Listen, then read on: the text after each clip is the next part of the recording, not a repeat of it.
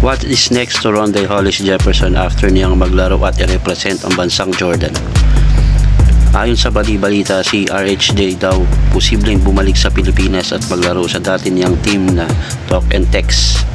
Kaya naman siya nakumbinsi maglaro sa Jordan dahil sa kanyang agent na sinabi sa kanya na ang bansang Jordan ay naghahanap umano ng naturalized player.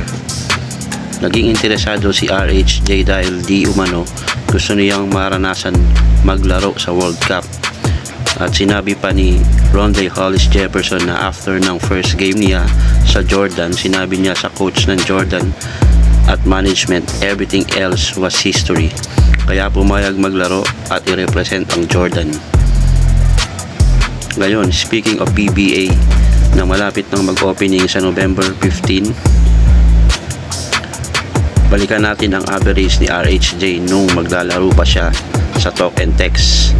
Ang conference average niya is 29.9 points, 13.3 rebounds, 6.5 assists, 2.1 steals going into game 4. Yan ang laban ng championship matchup nila ng Barangay Ginebra, which is nakuha pa niyang kunin ang Best Import Award para talunin si Justin Brownlee.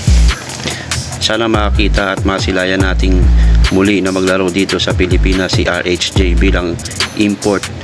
Yung mga ganitong player kasi na NBA type caliber ay isang malaking hamon para sa ibang koponan na team sa PBA na pagbutihin ang kanilang laro, mapa-opensa man o depensa. Yung ganitong player na handang ibigay ang lahat, manalo lang ang kanyang koponan.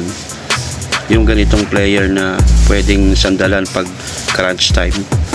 Kayong mga ka-one shot sports, comment down below kung gusto nyong muling makitang maglaro dito sa ating bansa si Rondé Hollis Jefferson. Please follow One Shot Sports.